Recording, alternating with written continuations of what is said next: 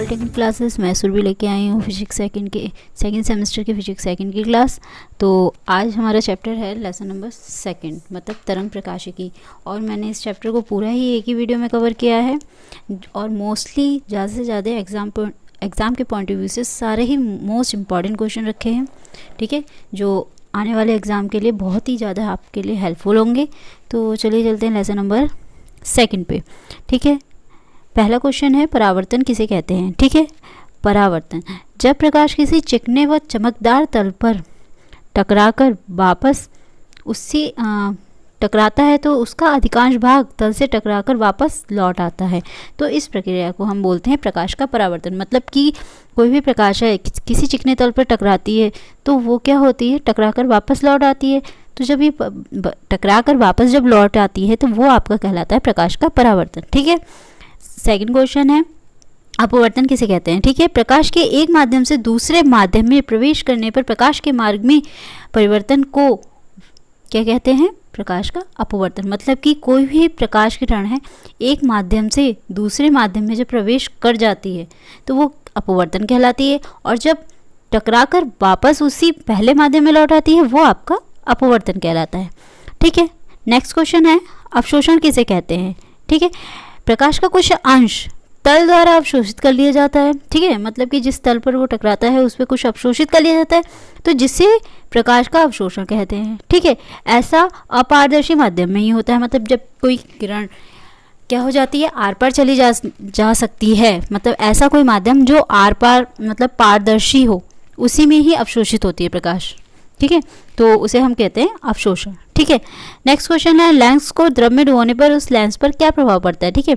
यदि किसी लेंस को द्रव में डुबो दिया जाता है तो उसका अपवर्तनांक लेंस के अपवर्तनांक से कम हो जाता है, जैसे जल, ठीक है। तो लेंस की फोकस दूरी क्या हो जाती है, उस टाइम पे बढ़ जाती है, ठीक है। अर्थात लेंस की क्षमता कम हो जाती है और उसकी फोकस दूरी क्या हो जाती है, बढ़ जाती है। तो लेकिन लेंस की प्रकृति नहीं बदलती, ठीक है। लेंस की प्रकृति नहीं बदलती है, बस सिर्फ लेंस की क्षमता जो होती है वो कम हो जाती है और फोकस दूरी वहाँ पे क्या हो जाती है, बढ़ जाती है, ठीक है। नेक्स्ट क्वेश्चन पे आते हैं यदि द्रव का अपवर्तनांक लेंस के अपवर्तनांक के बराबर हो तो, मतलब जो द्रव है पानी वाटर उसका अपवर्तनांक और लेंस का अपवर्तनांक बराबर हो तो लेंस को द्रव में डुबोने पर लेंस पर क्या प्रभाव पड़ेगा, ठीक है। यदि द्रव का अपवर्तनांक लेंस के अपवर्तनांक के समान हो और फिर लेंस को द्रव में डुबो दिया जाए तो लेंस की क्षमता 0 हो जाएगी, ठीक है। और ऐसे द्रव में डुबोने पर लेंस दिखाई नहीं देगा, ठीक है। जब दोनों ही अपवर्तनांक बराबर होंगे दोनों के ही, तो जब उसको डुबोया जाता है लेंस को पानी में तो वो आपको दिखाई नहीं देगा, ठीक है। यदि लेंस का अपवर्तनांक द्रव के अपवर्तनांक से कम होता है तो लेंस की प्रकृति भी बदल जाएगी। अतः उत्तल लेंस अवतल लेंस की भांति कार्य करेगा और अवतल लेंस उत्तल लेंस की भांति कार्य करेगा। मतलब जब भी आपका लेंस का द्रव्यमान जो होता है वो कम होता है, ठीक है, द्रव के द्रव्यमान से, द्रव के अपवर्तनांक से, सॉरी, ठीक है। तो क्या होता है, उत्तल लेंस अवतल लेंस की तरह कार्य करता है और अवतल लेंस उत्तल लेंस की तरह कार्य करता है, ठीक है। नेक्स्ट क्वेश्चन पे आते हैं। नेक्स्ट क्वेश्चन है हमारा आवर्धन किसे कहते हैं, ठीक है। किसी वस्तु के वास्तविक आकार को बदले बिना, ठीक है, जो उसका वास्तविक आकार है उसको बदले बिना उसको अपनी वास्तविक आकार से बड़ा दिखाना, मतलब उसका आकार बदलते नहीं है पर फिर भी उसको बड़ा दिखाया जाता है तो वो उसका क्या कहलाता है, आवर्धन कहलाता है, ठीक है। वस्तु जितनी गुना बड़ी दिखती है उसे आवर्धन कहते हैं, ठीक है। नेक्स्ट क्वेश्चन है तरंगाग्र, ठीक है। जब किसी माध्यम में कोई तरंग संचरित होती है, मतलब आती है, तो माध्यम के कणों में कंपन उत्पन्न हो जाता है, ठीक है। माध्यम के विभिन्न कणों के कंपन भिन्न भिन्न कलाओं में भिन्न भिन्न होते हैं, मतलब अलग अलग कलाओं में अलग अलग होते हैं। माध्यम के उस कणों को मिलाने वाले बिंदु पथ को जो किसी क्षण पर एक ही कला में कंपन करते हैं उस क्षण को हम क्या कहते हैं, तरंगाग्र कहते हैं, ठीक है। नेक्स्ट क्वेश्चन आता है संपोषी व्यतिकरण। माध्यम के उस बिंदुओं पर जहाँ दोनों व्यतिकारक तरंगे, ठीक है, व्यतिकारक तरंगे किसी समय एक ही कला में मतलब कि एक ही एंगल पे पहुंचते हैं तो उस बिंदुओं पर परिणामी विस्थापन दोनों विस्थापनों के योग के बराबर हो जाता है, ठीक है, हो जाने पर अधिक हो जाता है और फलस्वरूप उन बिंदुओं पर परिणामी तीव्रता भी अधिक हो जाएगी, ठीक है। जब उसकी उसके विस्थापनों का योग अधिक हो जाएगा, उसकी परिणामी तीव्रता भी अधिक हो जाएगी। तो इन बिंदुओं को उच्चिष्ट कहते हैं तथा इसे संपोषी व्यतिकरण कहते हैं। ठीक है, जब अधिक हो जाती है इसकी वैल्यू तो वो क्या कहलाता है, उच्चिष्ट कहलाता है। नेक्स्ट क्वेश्चन पे आते हैं। नेक्स्ट क्वेश्चन है कला संबंध किसे कहते हैं। ठीक है, वह तरंगे जिनके बीच प्रारंभ होते समय कालांतर समय के साथ नियत या शून्य रहता है। ठीक है, मतलब कि उसका बीच का जो एंगल होगा वो स्टार्ट होने से एंड तक सेम रहता है या शून्य रहता है, वो क्या कहलाता है, कला संबंध कहलाता है। ठीक है, नेक्स्ट क्वेश्चन पे आते हैं। प्रकाश का विवर्तन किसे कहते हैं। किसी विरोधक के किनारों पर, ठीक है, किसी विरोधक के किनारों पर प्रकाश के मुड़ने की तथा ज्यामितीय प्रतिछाया में प्रकाश के प्रवेश करने की घटना को हम प्रकाश का विवर्तन कहते हैं। मतलब कि जब किसी भी माध्यम से प्रवेश करती है और जहाँ से वो मुड़ जाती है वो आपका कहलाता है विवर्तन। ठीक है, प्रकाश का विवर्तन। नेक्स्ट क्वेश्चन पे आते हैं। ध्रुवित प्रकाश किसे कहते हैं। प्रकाश को जिसमें प्रकाश संचरण की दिशा की सापेक्ष सममिति का अभाव होता है, अर्थात जिसके कंपन संचरण के अविलंब सभी दिशाओं में ना होकर केवल एकल रेखा के अनुदिश होता है, वो क्या कहलाता है, ध्रुवित प्रकाश। मतलब कि कभी किसी में से भी प्रकाश गुजारा जाता है तो वो एक पुंज के रूप में जाता है आगे, वो आपका ध्रुवित प्रकाश कहलाता है। नेक्स्ट क्वेश्चन पे आते हैं। कंपन तल किसे कहते हैं। किसी सरलतम ध्रुवित प्रकाश में वह तल जो कंपन की दिशा तथा प्रकाश संचरण की दिशा से गुजरता है उसे हम कंपन तल कहते हैं। नेक्स्ट क्वेश्चन पे आते हैं। समतल ध्रुवित किसे कहते हैं। वह प्रकाश जिसमें कंपन एक रेखा के अनुदिश एक ही दिशा में सम्मिलित होता है वो समतल ध्रुवित कहलाता है। मतलब कि जो सेम दिशा में ही ध्रुवित होगा वो आपका समतल ध्रुवित कहलाएगा। ठीक है, नेक्स्ट क्वेश्चन पे आते हैं। प्रकाश का ध्रुवण किसे कहते हैं। प्रकाश का संचरण की दिशा के सापेक्ष सममिति का अभाव हो जाता है, अर्थात संचरण की दिशा के सापेक्ष एक पार्श्वीयता आ जाती है। ठीक है, वही आपका क्या कहलाता है, प्रकाश का ध्रुवण कहलाता है। मतलब कि किसी भी माध्यम में बीच में जब वो गुजारा जाता है तो उसके बीच में कोई पार्श्वीयता आ जाती है, मतलब कि उसके बीच में कोई रुकावट आ जाती है, वो क्या कहलाता है, प्रकाश का ध्रुवण कहलाता है। ठीक है, नेक्स्ट क्वेश्चन पे आते हैं। द्वि अपवर्ती क्रिस्टल किसे कहते हैं। कुछ क्रिस्टलों में यह गुण होता है कि वह आपतित किरणों को दो अपवर्तित किरणों में विभक्त कर देता है, मतलब अलग अलग दो किरणों में परिवर्तित कर देता है या अपवर्तित कर देता है। ठीक है, तो कणों के इस प्रकार के क्रिस्टलों को द्वि अपवर्तक क्रिस्टल कहते हैं, जहाँ पर दो अपवर्तित किरण उत्पन्न हो जाती है वो आपका द्वि अपवर्तक क्रिस्टल कहलाता है। नेक्स्ट क्वेश्चन पे आते हैं। न्यूटन के कणिका सिद्धांत की व्याख्या। ठीक है, न्यूटन के अनुसार प्रकाश छोटे छोटे हल्के एवं पूर्ण प्रत्यास्थ कणों से मिलकर बना होता है। ठीक है, इन्हें कणिका कहते हैं। कणिकाएं किसी भी प्रकाशिक सोर्स, उदाहरण मतलब जैसे विद्युत लैंप हो गया, मोमबत्ती, सूर्य आदि द्वारा उत्सर्जित होता है तथा ये सभी दिशाओं में प्रकाश के वेग से सीधी रेखा में ही चलते हैं। जब कणिकाएं आँख की रेटिना पे पड़ती हैं तब दृष्टि का अभाव होता है। न्यूटन ने विभिन्न प्रकार के रंगों को भी कणिकाओं के विभिन्न आकारों द्वारा ही बताया गया है, मतलब इसी के कारण ही बताया है कि जब प्रकाश की किरण जब किसी भी चीज़ पे पड़ती है तभी हमें वो चीज़ें दिखाई पड़ती हैं। नेक्स्ट क्वेश्चन पे आते हैं। नेक्स्ट क्वेश्चन है, स्पेशियल कला संबद्धता से क्या अभिप्राय है। हम जानते हैं कि तरंग का आयाम स्पेस तथा समान दोनों पर निर्भर करता है। ठीक है, यदि हम तरंग गति की दिशा के लंबवत किसी तल के दो बिंदुओं के आयाम पर विचार करते हैं तब ये स्पेशियल कला संबद्धता से संबद्ध होता है। स्पेशियल कला संबंध स्रोत के आकार द्वारा नियंत्रित किया जाता है, मतलब कि ये एक एंगल पे बेस्ड होता है। ठीक है, नेक्स्ट आते हैं समय कला संबद्धता। ठीक है, जब कुछ अंतर की आवृत्तियों की यानी एक वर्णीय तरंगे एक दूसरे पर अध्यारोपित होती है, मतलब एक दूसरे पर मिलती हैं या जुड़ती हैं, तब परिणामी तरंगे किन्हीं भी दो बिंदुओं के स्पेस में परस्पर एक संबद्ध हो जाता है, मतलब एक संबंध हो जाता है या वो जोड़ हो जाता है, मतलब एक तरीके से जुड़ जाती हैं।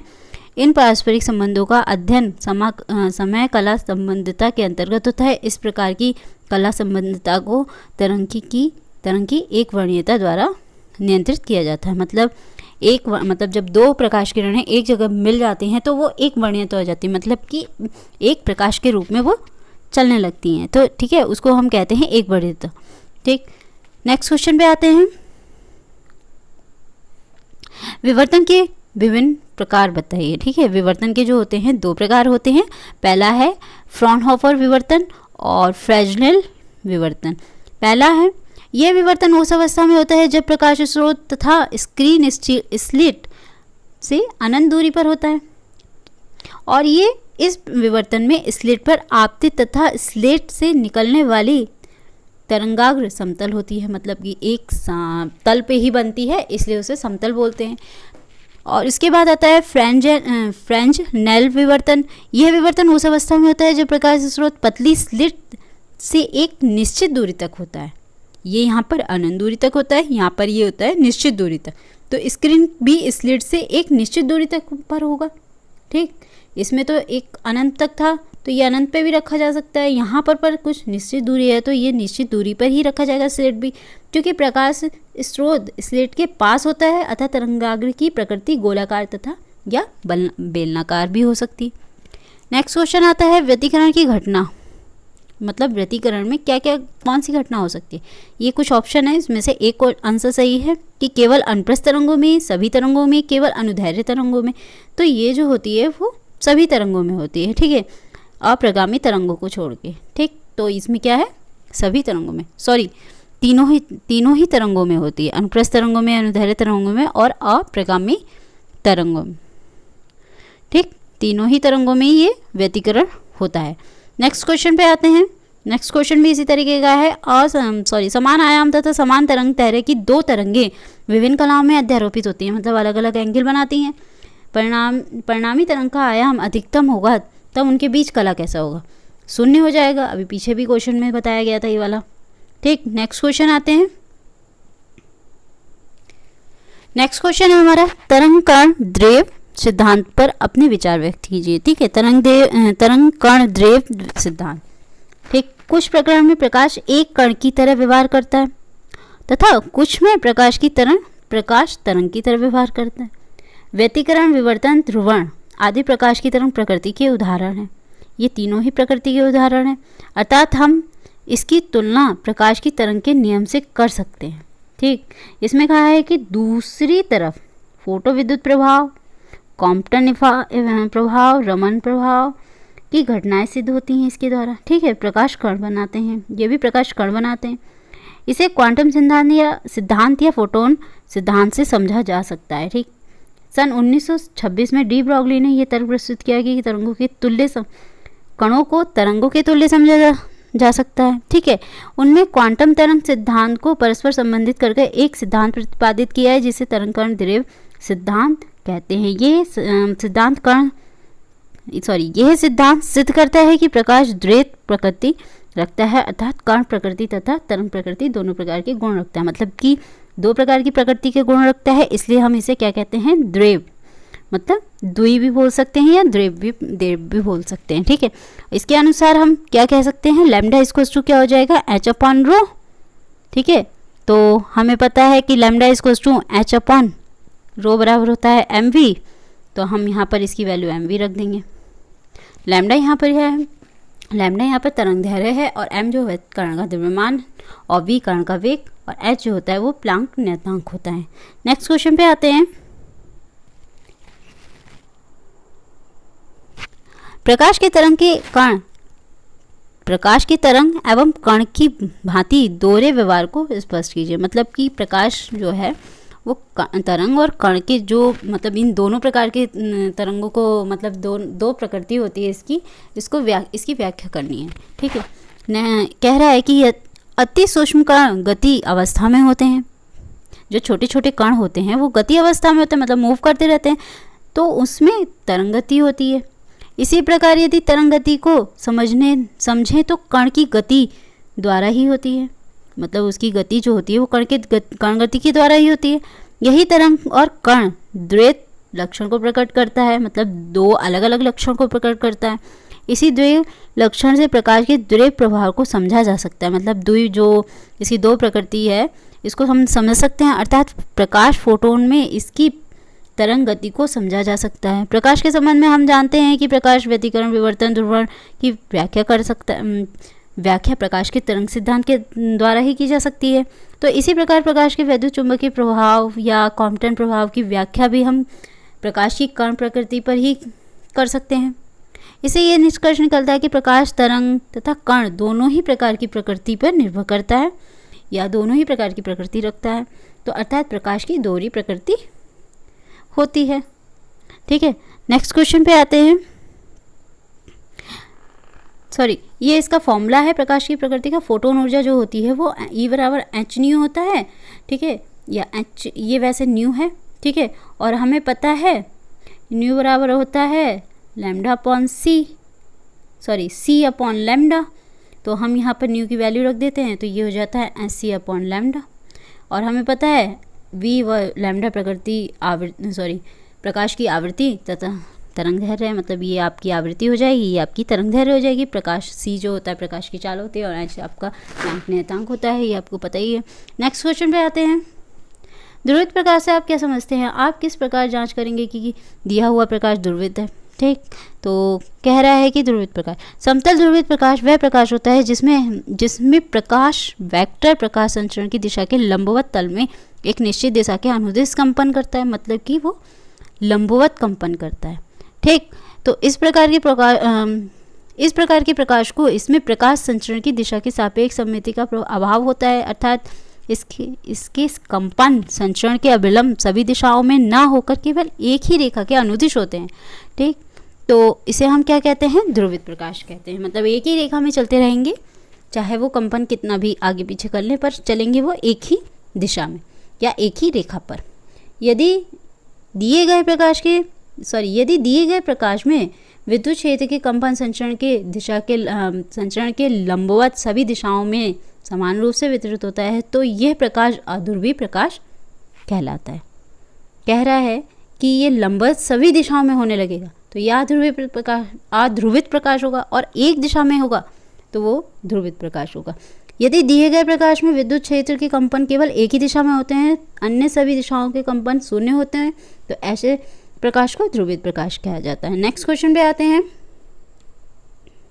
पॉलराइड्स क्या है? यह किस प्रकार कार्य करता है? तीव्रता का ध्रुवित प्रकाश एक पॉलराइड्स पर पड़ता है जिसकी परिक्रमण अक्ष आपातिक कंपनों में 30 डिग्री कोण बनाती है। पोलराइड्स में निर्गत प्रकाश की तीव्रता ज्ञात कीजिए। कह रहा है पोलराइड्स समतल ध्रुवीय प्रकाश उत्पन्न करने की एक ऐसी सस्ती सुविधाजनक विधि है जो वर्णात्मक अवशोषण या डाइक्रोइज्म की घटना को प्रदर्शित करता है। कह रहा है कि जब अध्रुवीय प्रकाश एक किरण पर टूरमैलिन प्लेट के अंदर अपवर्तित होती है, मतलब अंदर जाती है, यह दो समतल ध्रुवित O और E किरणों में विभक्त हो जाती है। इन दोनों किरणों के कंपन परस्पर लंबवत तलों में होते हैं। इनमें O किरण प्लेट द्वारा रोक ली जाती है तथा E किरण बाहर निकल जाती है। अतः क्रिस्टल के निर्गत प्रकाश पूर्णतः समतल ध्रुवित होते हैं। पोलराइड्स इस सिद्धांत पर कार्य करता है। पोलराइड्स के सिद्धांत के लिए तीव्रता का जो फॉर्मूला है I=I0 cos स्क्वायर थीटा है, और इसमें हम अगर हम I0 cos 30, अगर हम यहाँ पर एंगल का मान रख दें, मतलब थीटा की वैल्यू 30 रख दें, तो यहाँ क्या हो जाएगा, ये cos 30 हो जाएगा। cos 30 का मान होता है √3/2, और जो कि ये स्क्वायर है I0, ये हम √3 को हम 3/4 लिख सकते हैं, और ये I0 हो जाएगा। तो ये हमारा ध्रुवित प्रकाश का पोलराइड्स निर्गत प्रकाश की किरण का तीव्रता का फॉर्मूला है। नेक्स्ट क्वेश्चन पे आते हैं। पोलराइडों के उपयोग बताइए। ठीक है, ये आपका पोलराइड्स है, ये आपका डायग्राम है, ये अध्रुवित प्रकाश है, और ये जैसे एक पोलराइड्स है, इसमें से जब प्रकाश किरण निकलती है तो ये इस टाइप से समतल ध्रुवित प्रकाश के रूप में हमें दिखाई देती है। ठीक, नेक्स्ट क्वेश्चन पे आते हैं। इसके उपयोग, पोलराइड्सों के उपयोग क्या है? पहला उपयोग है कि इसका उपयोग प्रयोगशाला में समतल ध्रुवित प्रकाश उत्पन्न करने तथा समतल ध्रुवित प्रकाश का विश्लेषण करने में किया जाता है। निकोल प्रिज्म की तुलना में सबसे सस्ते ध्रुवक और विश्लेषक होते हैं ये, मतलब बहुत ही ज़्यादा सस्ते होते हैं, इस वजह से इनका यूज़ ज़्यादातर होता है।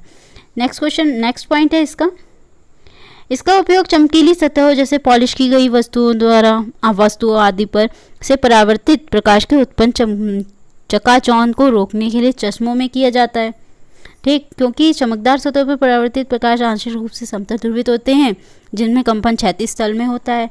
यदि ध्रुव के चश्मों में ऐसे पॉलराइड्स लगा दें जिसके कंपन तल ऊर्ध्वाधर तल में हो, कंपन तल क्या है, ऊर्ध्वाधर तल में हो, तो पॉलराइड्स परावर्तित प्रकाश के क्षैतिज तल वाले कंपनों को रोककर परावर्तित प्रकाश की चौंध को कम कर देगा। इसलिए वो क्या होता है, चश्मे में यूज़ किया जाता है। नेक्स्ट है, के पॉलराइड्स का उपयोग कार के हेडलाइट में सामने से आने वाली कार के प्रकाश की चकाचौंध को कम करने में किया जाता है। ये पॉलराइड्स प्रत्येक कार की हेडलाइट में तथा विंड स्क्रीन में लगाए जाते हैं, जिसकी कंपन तल एक दूसरे के समांतर तथा ऊर्ध्वाधर में 45 डिग्री का एंगल तक झुकते हैं, मतलब इस टाइप से। जब विपरीत प्रकाश में चलने वाली दो कारें एक दूसरे की ओर आती हैं तो एक कार में लगे पॉलराइड्स क्या होते हैं, एक कार में लगे पॉलराइड्स कैसे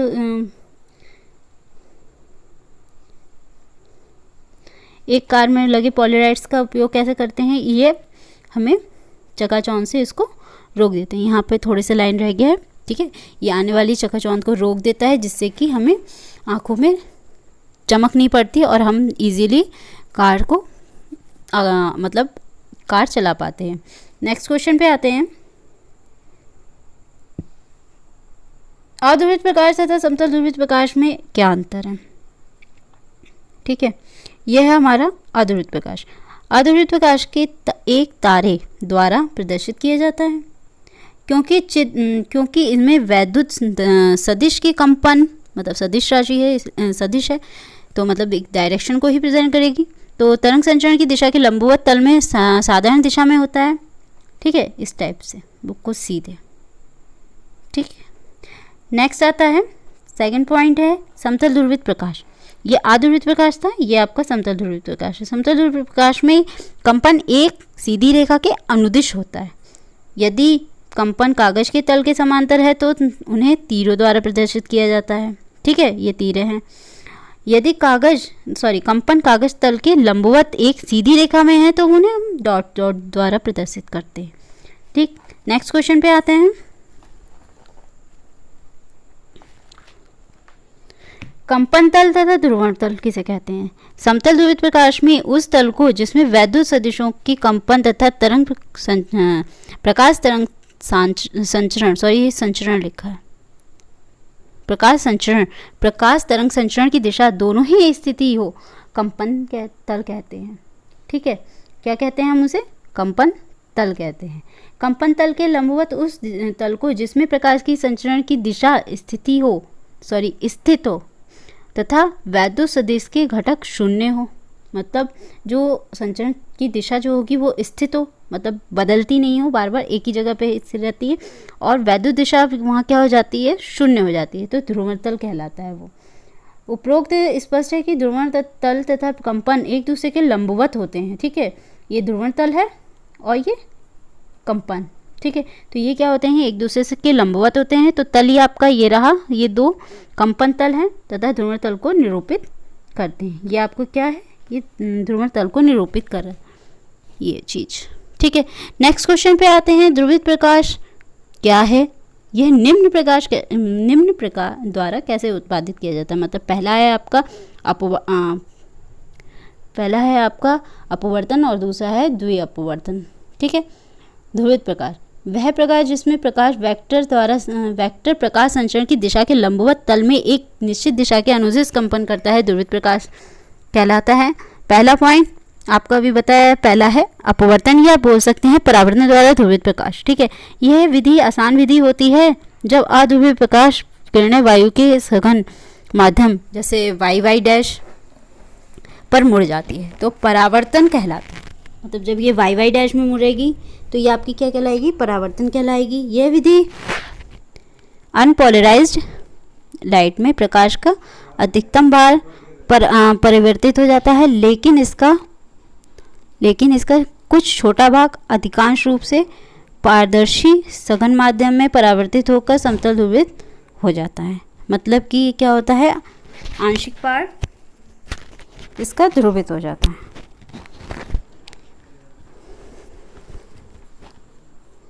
लेकिन इसका छोटा कुछ भाग आंशिक रूप से पारदर्शी संघन माध्यम से परावर्तक होकर समतल ध्रुवित हो जाता है, मतलब कि वो एक सीधे एक ही तल में जाने लगता है। ठीक है, जिसे हमने यहाँ पर OR से प्रेजेंट किया हुआ है, जैसे ये रहा, ये रहा। ठीक है, ध्रुवण का मान ध्रुवण कोण पर निर्भर करता है। ठीक है, ध्रुवण का मान जो होता है वो ध्रुवण कोण पर निर्भर करता है। यदि ध्रुवण कोण का परावर्तन कोण ध्रुवण कोण या परावर्तन कोण एक हो, ठीक है, एक बढ़ता है तो समानुपात रूप से ध्रुवण का मान भी बढ़ जाएगा। मतलब कह रहा है कि परावर्तन कोण का मान एक और बढ़ता है, मतलब ये एक मतलब 1 नहीं है, एक और लिखा है, एक और बढ़ता है तो समानुपात रूप से ध्रुवण का मान भी बढ़ जाएगा। ठीक है, तो कह रहा है कि यदि कोण का मान धीरे धीरे बढ़ता है तो उसी प्रकार ध्रुवण का मान भी धीरे धीरे बढ़ता है, और ऐसी स्थिति बन जाती है कि I के एक विशेष मान पर परावर्तित होकर OR पूरी तरह से ध्रुवित हो जाता है, जैसे कि चित्र में दिया हुआ है ये OR। नेक्स्ट क्वेश्चन पे नेक्स्ट पॉइंट है इसका द्वि अपवर्तन द्वारा प्रकाश का ध्रुवण। ठीक है, द्वि अपवर्तन मतलब दो अलग अलग तरंगों के द्वारा। ठीक है, जब आध्रुवीय तथा साधारण प्रकाश किरणें द्वि अपवर्तन क्रिस्टल प्लेट पर पड़ती हैं तो यह दो अपवर्तित किरण, जैसे PE कहाँ है, ये रहा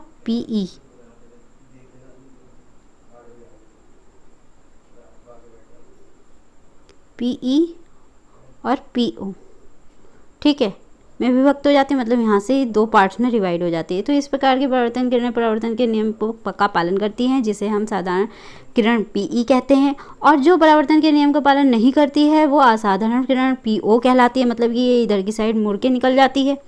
ठीक है, तो इस प्रणाली को चित्र में दर्शाया गया है। ठीक, साधारण तथा असाधारण ध्रुवित किरणें आपस में एक दूसरे के लंबवत स्थिति में समतल ध्रुवित किरणें होती हैं। तो इस प्रकार PO PE दो ध्रुवित प्रकाश किरणें द्वि अपवर्तन में प्राप्त होती हैं, मतलब दो अलग अलग किरणों के रूप में प्राप्त होती हैं। ठीक है, नेक्स्ट क्वेश्चन पे आते हैं। प्रकाश के विवर्तन से आप क्या समझते हैं, इसका क्या उपयोग है। हम जानते हैं कि प्रकाश एक ऋजु रेखा में चलता है, मतलब एक सीधी रेखा में चलता है। तो इसका ये प्रमाण है कि प्रकाश स्रोत S तथा पर्दे के बीच एक अपारदर्शी वस्तु पर रखी जाती है, जैसे कि ये है। तो पारदर्शी वस्तु पर एक स्पष्ट छाया प्रदर्शित होती है, मतलब यहाँ पर एक पर्दे पर एक स्पष्ट छाया दिखाई देगी। यदि अवरोध AB का आकार बहुत छोटा हो तो लगभग प्रकाश के तरंगदैर्घ्य से कम, मतलब तो वस्तु की छाया ज्यामितीय छाया कहलाती है। यदि चित्र के अनुसार एक छोटे आकार, मतलब कि प्रकाश तरंगदैर्घ्य से कम की हो तो अवरोधक या वस्तु कम चौड़ाई की स्लेट पर प्रकाश डालकर पर्दे पर प्राप्त चित्र का अध्ययन किया जा सकता है। तो इसे हम निम्न प्रेक्षण द्वारा प्रदर्शित करते हैं, मतलब कि अगर इसकी तरंगदैर्घ्य भी कम हो, ठीक है, और यहाँ पर क्या था, इसकी छाया क्या होगी, ज्यामितीय छाया कहलाएगी जब इसका आकार भी छोटा होगा। ठीक है, और चित्र के अनुसार एक छोटे आकार का, ये अवरोधक की बात हो रही है यहाँ पे। ठीक है, और यहाँ पे किसकी बात हो रही है, यहाँ पे तरंग की बात हो रही है। ठीक, तो ये क्या होगा, इस टाइप से दिखाई देगा। ठीक, नेक्स्ट कह रहा है कि चित्र A और B में अवरोधक तथा स्लेट के किनारों पर मुड़कर ज्यामितीय छाया में प्रवेश करता है। यह एक साधारण अनुभव की बात है कि किसी भी तरंग की प्रत्येक अवरोधक के किनारों पर मुड़ती है। प्रकाश की तरंगें भी अवरोधक के किनारों पर मुड़ती है, परंतु यह मुड़ना बहुत ही कम होता है। इसका कारण है कि प्रकाश की तरंगों के मान बहुत सूक्ष्म होता है, मतलब थोड़ा छोटा होता है, मतलब बहुत ही ज़्यादा छोटा होता है। यह ध्वनि तरंगों की तरंगदैर्घ्य प्रकाश की तरंगों की तरंगदैर्घ्य की कितनी गुने होती है, 10⁻⁷ गुना होती है, मतलब बहुत ही ज़्यादा छोटा होता है। अतः जिस अवरोधक के किनारे पर ध्वनि तरंगें मुड़ती हैं उनके किनारों पर प्रकाश तरंगें नहीं मुड़ती। जहाँ पर ध्वनि तरंगें मुड़ती हैं वहाँ पर प्रकाश की तरंगें नहीं मुड़ती हैं। प्रकाश तरंगों के किसी अवरोधक के सिरे पर मुड़ने की क्रिया का प्रदर्शन करने के लिए अवरोधक का आकार ध्वनि तरंगों के लिए आवश्यक अवरोधक की तुलना में 10 की पावर 7 मतलब ये 10 की पावर 7 गुना होना चाहिए। अर्थात प्रकाश के अवरोधक के सिरों पर मुड़ने के लिए आवश्यक अवरोधक सूक्ष्म का आकार मतलब 10 की पावर -7 होना चाहिए। इसका आकार बहुत ज़्यादा होता है 10 की पावर 7, बट उसका आकार कितना चाहिए 10 की पावर -7 तक।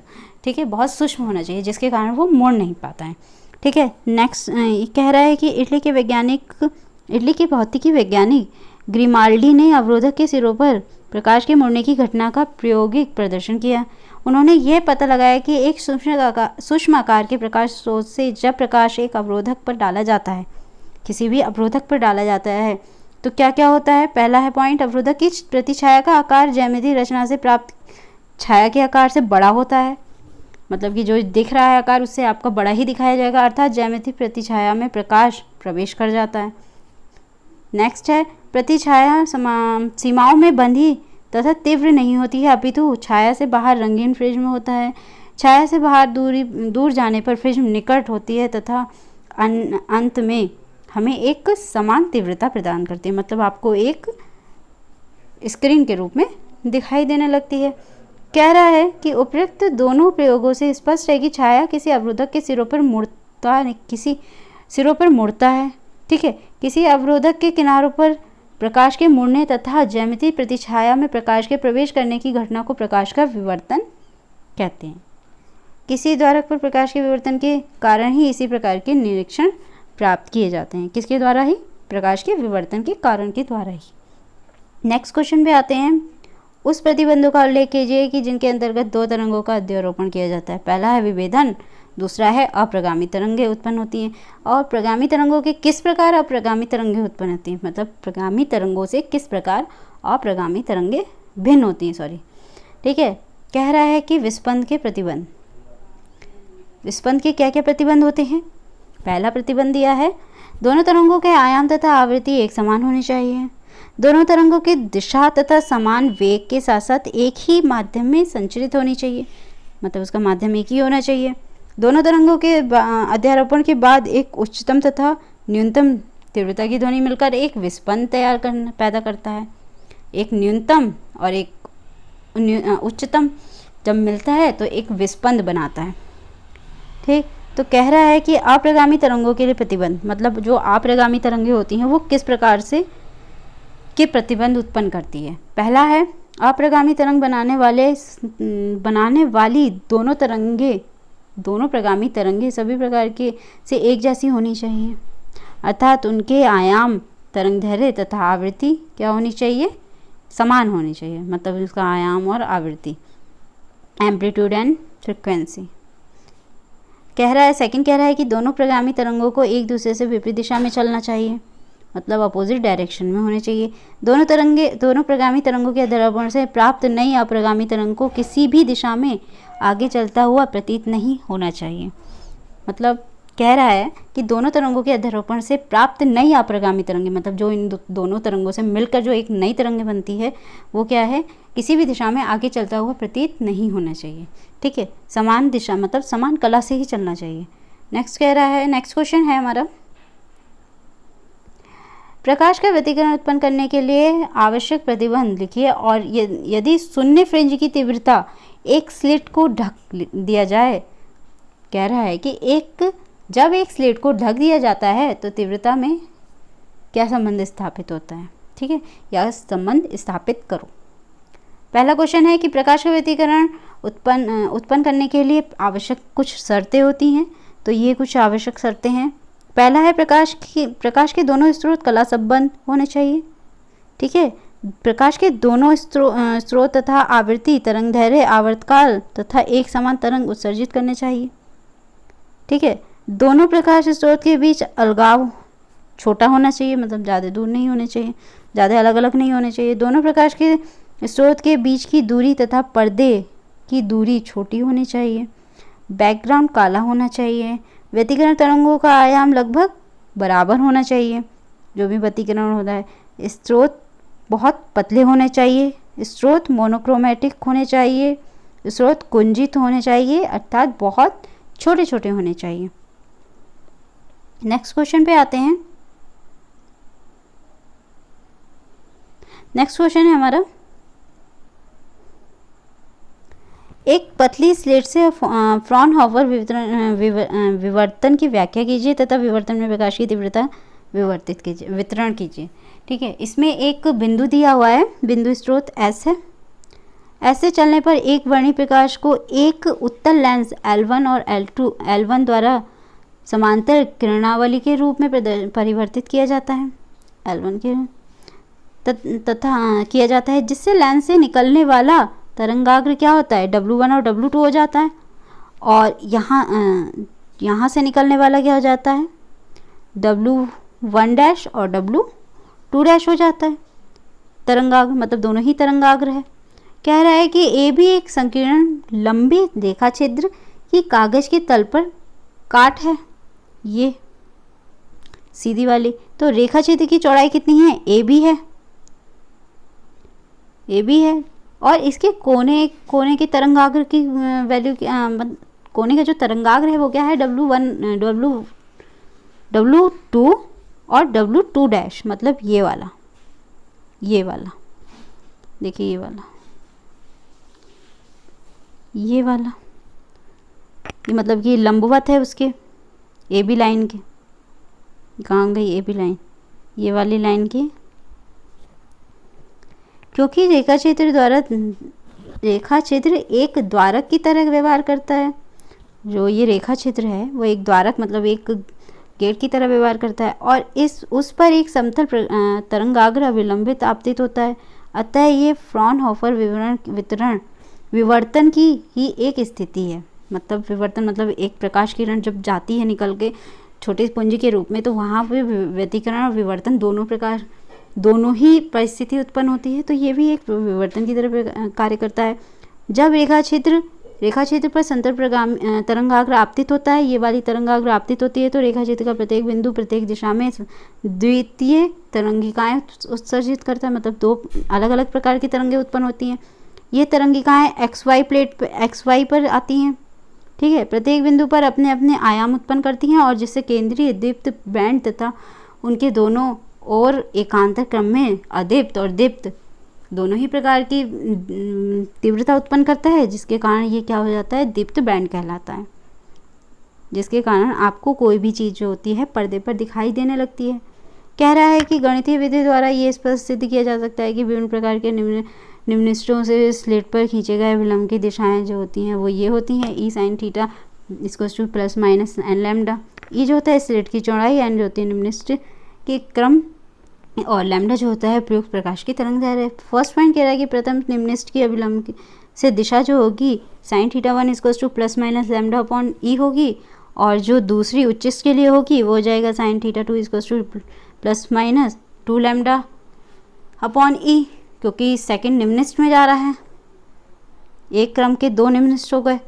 और नेक्स्ट कह रहा है कि अधिकतम तीव्रता अर्थात किसी एक स्लेट के विवर्तन मतलब जो ये चित्र में दिया हुआ है से प्राप्त उच्चिष्टों के विलंबों के लिए जो सूत्र हो जाएगा वो ये हो जाएगा, E sine θ = plus minus 2n+1 lambda upon 2 हो जाएगा। और यदि थीटा बहुत छोटा हो तो वहाँ साइन θ = आपको पता है कि थीटा की मतलब कि सिर्फ एंगल रह जाता है, तो यहाँ पर हम सिर्फ एंगल छोड़ देंगे तो हो जाएगा प्लस माइनस एन ब्रैकेट में 2n+1 upon 1 lambda upon 2e। और यहाँ जो होगा n वो सूत्रों की संख्या है, n = 1 2 3, ये प्रथम द्वितीय तृतीय उच्चिष्टों की दिशाएं हैं। ठीक है, नेक्स्ट क्वेश्चन पे आते हैं, प्रकाश का व्यतिकरण को स्पष्ट कीजिए।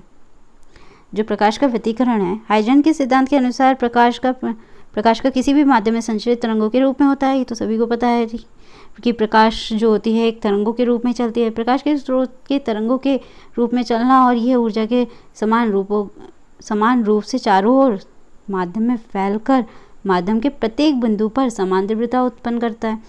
परंतु यदि दो समान आयाम और समान आवृत्ति की तरंगें एक ही माध्यम में एक दूसरे के साथ क्रॉस करे तो माध्यम के बिंदु पर प्रत्येक तरंग अपना अलग अलग विस्थापन उत्पन्न करेगा। एक तरंग द्वारा उत्पन्न विस्थापन दूसरी तरंग द्वारा उत्पन्न विस्थापन पर निर्भर नहीं करता है। उस बिंदु पर दोनों तरंगों द्वारा उत्पन्न अलग अलग विस्थापन का परिमाण विस्थापन उत्पन्न हो जाता है। मतलब अलग अलग विस्थापन के परिमाण अलग अलग उत्पन्न होंगे और माध्यम के बिंदु पर दोनों तरंगों का परिणामी विस्थापन ज्ञात करने के लिए हम अध्यारोपण के सिद्धांत का वहाँ पे क्या करते हैं, यूज़ करते हैं। मतलब जो जब दो अलग अलग प्रकार की तरंगें उत्पन्न होती हैं या अलग अलग आवृत्ति की तरंगें उत्पन्न होती हैं तो वहाँ पर हम क्या लगाते हैं, अध्यारोपण का सिद्धांत लगाते हैं। ठीक है, अगर यहाँ पर यहाँ पर प्रकाश के लिए बोल रहा है, प्रकाश की तीव्रता के लिए बोल रहा है, तो हम प्रकाश की तीव्रता के लिए अध्यारोपण का सिद्धांत लगाएंगे। कह रहा है कि इस सिद्धांत के अनुसार दो तरंगों द्वारा माध्यम के किसी भी बिंदु पर उत्पन्न परिणामी विस्थापन दोनों तरंगों के उस बिंदु पर उत्पन्न अलग अलग विस्थापन के वेक्टर के योग के बराबर होता है। मतलब जो भी विस्थापन हो रहा है उसके वेक्टरों के योग के बराबर होता है। प्रकाश की दो तरंगों के अध्यारोपण के माध्यम में प्रकाश की तीव्रता के समान व्यतिकरण में परिवर्तन को प्रकाश का व्यतिकरण कहते हैं। कह रहा है कि प्रकाश के व्यतिकरण के प्रकार, प्रकाश के व्यतिकरण के दो प्रकार होते हैं। पहला प्रकार है संपोषी व्यतिकरण और दूसरा है विनाशी व्यतिकरण। ठीक है, संपोषी व्यतिकरण क्या होता है, माध्यम के उन बिंदुओं पर जहां दोनों व्यतिकारण तरंगे किसी समय एक ही कला में पहुंचती है, मतलब सेम एंगल प्रेजेंट करती है, तो उन बिंदुओं पर परिणामी विस्थापन दोनों योग के बराबर हो जाने पर अधिकतम हो जाता है। ठीक है, मतलब दोनों योग के बराबर के अधिकतम हो जाता है और फलस्वरूप उन बिंदुओं पर परिणामी तीव्रता अधिक हो जाती है। उन बिंदुओं को उच्चिष्ट कहते हैं तथा इसे संपोषी व्यतिकरण कहते हैं। मतलब जहाँ पर उच्चिष्ट बिंदु उत्पन्न करते हैं उसे हम संपोषी कहते हैं। नेक्स्ट है विनाशी व्यतिकरण। जिन बिंदुओं पर दोनों व्यतिकरणों मतलब व्यतिकारक तरंगे विपरीत कला में पहुँचती हैं, मतलब अलग अलग कलाओं में, मतलब एंगल जो होता है वो अलग अलग बनाते हैं, तो उन पर परिणामी तीव्रता भी घट जाती है। यहाँ पर क्या होती है, परिणामी तीव्रता बढ़ जाती है, मतलब अधिक हो जाती है, और विनाशी व्यतिकरण में क्या होती है, परिणामी तीव्रता निम्न हो जाती है, मतलब घट जाती है। और उन बिंदुओं पर निम्निष्ठ उत्पन्न हो जाता है। जब अधिक होगा तो उच्चिष्ट उत्पन्न होगा, और जहाँ निम्निष्ठ हो जाएगा एंगल या परिणामी तीव्रता घट जाएगी वहाँ पर निम्निष्ठ उत्पन्न हो जाएगा। तो इस प्रकार के व्यतिकरण को हम क्या कहते हैं, विनाशी व्यतिकरण कहते हैं। नेक्स्ट क्वेश्चन पे आते हैं। नेक्स्ट क्वेश्चन है हमारा, प्रकाश के व्यतिकरण की गणितीय व्याख्या स्पष्ट कीजिए। कह रहा है कि माना S एक बिंदु, जो ये S है ये एक बिंदु है जिससे एक गोलाकार तरंगाग्र उत्पन्न हो रहा है, इस टाइप से होकर आगे की ओर बढ़ता है, मतलब ये आगे की ओर बढ़ता जाता है। तो वह एक पर्दे पर टकराता है। ठीक है, क्या है, आगे की साइड पर्दे पर टकराता है, जिससे दो संकीर्ण छिद्र S1 और S2 उत्पन्न हो जाते हैं, और y डैश पर एक पर्दा है जिस पर व्यतिकरण चित्र प्राप्त करता है। मतलब इस पर्दे से टकराने के बाद ये आगे की ओर चलकर ये y डैश जो पर्दा है इस पर चित्र प्राप्त कर देता है। तो पर्दे के बिंदु P पर दोनों स्रोत S1 और S2 से पहुंचने वाली तरंगों के व्यतिकरण के कारण परिणामी तीव्रता ज्ञात की जाती है। ठीक है, तो दोनों प्रकाश स्रोत से उत्पन्न तरंगे P अलग अलग विस्थापन उत्पन्न करती है, मतलब अलग अलग दूरियां प्रेजेंट करेंगी।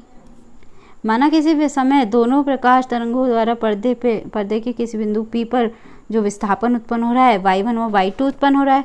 मान लीजिए इसके लिए y1 और दूसरे वाले के लिए y2 उत्पन्न हो रहा है। तो जो पहली कला है मतलब एंगल है, इसके लिए हो जाएगा ओमेगा t प्लस फ़ाई1। तो ये विस्थापन के लिए फॉर्मूला हो जाएगा y1 = a1 sine omega t फ़ाई1, और दूसरे के लिए हो जाएगा y2 = a2 sine omega t फ़ाई2।